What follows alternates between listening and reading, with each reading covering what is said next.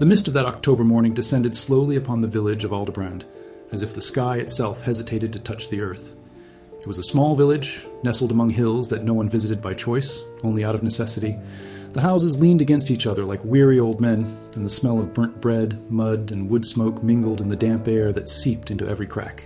It was in this setting, in a hovel with walls stained by the dampness of forgotten winters, that Liesel awoke before the rooster crowed, as she had every day since she could remember herself.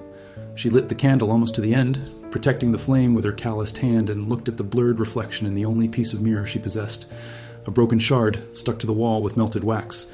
The face she looked back at wasn't ugly, although everyone in the village insisted it was. It only had marks. A thin scar ran from the corner of her right eye to her chin, a legacy of a childhood fall that no one bothered to properly heal. Her brown hair, almost reddish in certain light, escaped from her worn cap in untamed strands. Her eyes, however, she avoided looking at them, eyes of uncertain color, somewhere between gray and green, that seemed to hold more than a 26-year-old woman should bear.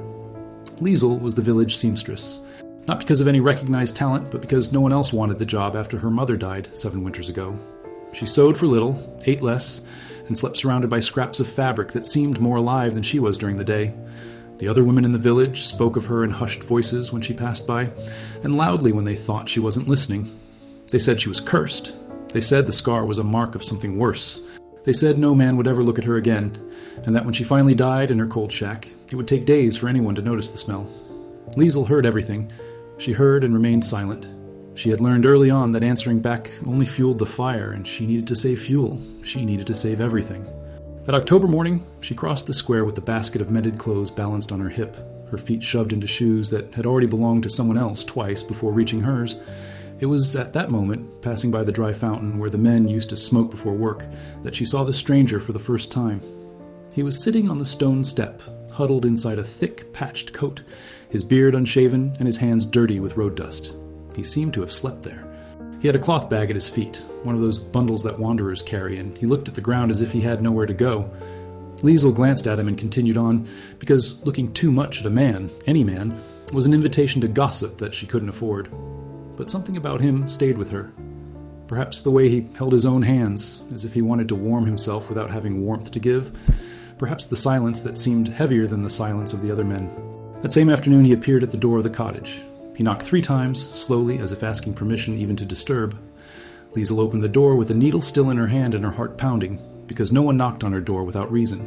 He took off his worn hat, revealing a face that up close was younger than it seemed from afar. Perhaps 40 years old, perhaps less, with dark, tired eyes, and said in a hoarse voice that he needed a mend on the sleeve of his coat, that he would pay with whatever he had.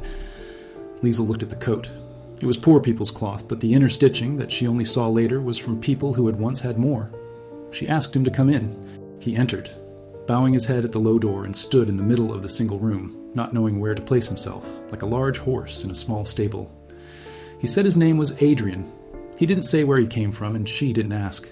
He sat on the bench she indicated, and while she sewed, he observed the cottage with eyes that seemed to read every detail.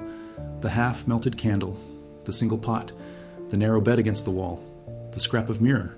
Liesel felt shame rise up her neck like a fever, but she continued sewing because that was all she knew how to do without trembling. When she finished, he held out his hand with 3 small copper coins. She looked at the coins and looked at him and saw in his eyes something she couldn't name at that moment, but which she would later understand to be the same thing she carried in her own eyes. Weariness. Not of the body, of the soul. Adrian returned the next day. He said the patch had held well and that he had another torn shirt. He returned the following day as well with a woolen sock, and the next with a button. Liesel understood, of course, she understood, but she said nothing because to say something would be to assume something, and she had nowhere to put anything that would be assumed. He began to stay longer. He would sit on the bench and sometimes talk, sometimes just remain silent while she worked. He talked about ordinary things. The weather, the road, a puppy he had seen chasing a cart in the neighboring village. He never talked about family. He never talked about where he was going. Liesel didn't talk about herself either because she felt there was nothing worth talking about. But he began, without realizing it, to wait for the gentle knocks on the door. She began to save a piece of her afternoon bread in case he appeared hungry. She began to comb her hair before opening the door, without even admitting to herself that she was combing it. It was around this time that the other women in the village began to notice. Marisol, the miller's daughter, the one with golden hair and all her teeth and 2 suitors of marriageable age, was the first to stop Adrian in the square. He laughed loudly, tossed his hair back, and offered her water from her well. Adrian politely accepted the water, thanked her, and went on his way. The next day, it was Hella, the new widow, who was still wearing mourning clothes but with a skirt shorter than mourning required. She invited him to dinner. She said she had leftover mutton and that a man loose on the road needed hot food. Adrian thanked her, said he had an appointment, and went to Liesel's cottage to eat stale bread and drink weak tea. Liesel, who had been listening to everything from the window while mending, felt for the first time in her life something she recognized as jealousy, and was immediately ashamed of feeling it, because jealousy was something for those who had a right over someone, and she had no right over anything. The whole village began to stir around the stranger. He was a young man, alone, without a wife, and that was enough to light the fires. The mothers began pushing their daughters towards him. The fathers began to talk about dowries, even small dowries, even invented dowries. But Adrian refused everything with the same quiet gentleness, and always returned every late afternoon to the seamstress's cottage with the scar on her face. Gossips began to circulate. They said he was too simple to see. They said she had bewitched the poor fellow. They said it was pity for an idle man, and that soon he would realize his mistake and seek what he deserved. Liesel listened and remained silent and sewed, and at night cried softly against her pillow because she knew that all this would end. Everything always ended. It was a matter of when. One afternoon in November, Adrian arrived with a different look in his eyes. It wasn't sadness. It was a decision. He sat on his usual bench, waited for her to finish the line she was pulling, and said without ceremony that he needed to confess something. Liesel felt a chill in her chest. She thought he was going to leave. She thought he was coming to say goodbye. She placed the fabric on her lap, clasped her hands to keep them from trembling, and waited. But what he said wasn't dismissal. Adrian told her he wasn't a wanderer. He told her his name was Adrian Verlaine, and that this name, in the big city 3 days away on horseback, was the name of a baron. He told her he had inherited the title from his father, along with lands, a stone house, servants, horses, books. He told her he had been married years ago to a beautiful woman, chosen from among the most beautiful, whom his family had arranged with the care of a merchant. He recounted that this woman had died in childbirth, and that the child had died with her, and that for 6 years he had lived inside that stone house as if it were his own tomb. He said that when he finally decided to seek other company, he discovered something that made him ill. Every woman who approached him approached the baron. The name, the stone house, the horses. No one in 6 years had looked at him as a man, only as a gateway to a better life. And so he decided to do something that might be madness, but that he needed to do for his own sanity. He put on the old coat of a dead servant. He took a cloth sack. He rode for 3 days on horseback, left the horse at an inn, and entered the first small village he found, pretending to be nobody. He wanted to discover if there still existed, somewhere, a woman capable of looking at a man without a stone house behind him. Liesel listened to everything in silence. When he finished, she remained silent for what seemed like too long a time. Then, slowly, she stood up, went to the door and opened it. She didn't look at him. She said in a firm voice she didn't know she possessed, that he could leave, that she didn't need his pity, that if this was a test, she wasn't interested in being tested, that if this was true, then he was cruel in a way she couldn't comprehend, because he had entered her life as a poor person and made her, without asking permission, expect things she had no right to expect. Adrian stood up. He stood in the middle of the room. He said in the lowest voice she had ever heard from him that it wasn't a test, that he had come to confess because he could no longer continue lying to the only person who had treated him like a human being for no reason, that in all the other houses in the village, without exception, he had received calculating glances even when he said he had nothing. It was only in her small, cold shack that he had felt for the first time in 6 years, truly seen. He said that if she asked, she would leave and never return, but that he needed to tell her before leaving that he loved her, and that this word, in his mouth, was neither a coin nor a promise nor a trap. It simply was. Liesel's hand remained on the open door. The November wind entered the room and made the candle flame flicker. She didn't look at him. She couldn't. Looking would mean collapsing, and she had learned early on that a woman like her couldn't allow herself to collapse in front of anyone because no one would be there to pick up the pieces. But her hand on the door didn't move to open it further or close it. It remained there, still in the middle of the gesture, as if her own body were deciding for her. Adrian didn't move. He waited. He waited a long time in silence, just as he had waited on the afternoons when he simply sat on the bench while she sewed. And it was in that silence full of his 6 years and her 26, that Liesel finally closed the door, slowly, without looking, and she said softly that he could sit down. He sat down. She returned to the bench opposite him, but didn't pick up the sewing. She rested her hands in her lap, and for the first time that afternoon, she looked up at him, and she asked in a voice that trembled, even though she tried not to, "Why him?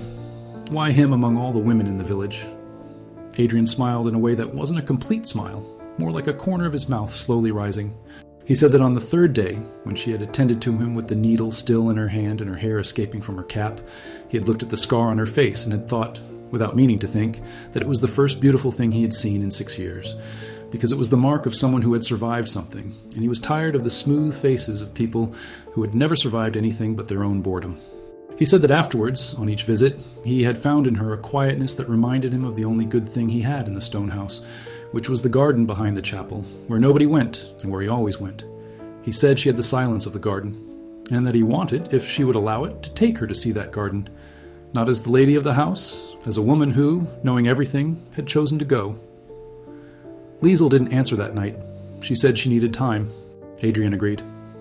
He returned to the cottage the next day as if nothing had been said, with a torn shirt to mend, and she received him as if nothing had been said, and mended the shirt in silence. But the silence between them was different now. It was the silence of two people who know that silence is just a waiting room. 5 days passed like this. On the 6th, Liesel said without looking at him while she answered the phone, that if he was lying, she preferred to know now, because she could endure a lot, but she couldn't bear to return to the cottage after having left. Adrian got up from the bench, knelt before her, took her calloused hand with the black marks of the needle, and kissed the back of that hand as one kisses something sacred. He said that if one day she wanted to return, he himself would bring her back with a horse and carriage and would never look for another woman in his life. But as long as she wanted to stay, he would try every day to be worthy of the silence of the garden she carried within her heart. They left the village at dawn, 3 weeks later, without making a fuss. Liesel took only a small bundle with the 3 things she owned and insisted on carrying: her mother's Bible, with its worn cover, a handkerchief embroidered by her grandmother, and the shard of mirror held together with wax, which she herself didn't know why she took, but she took it. Adrian had ordered a simple horse so as not to attract attention. They crossed the hills in silence, the mist slowly parting the way.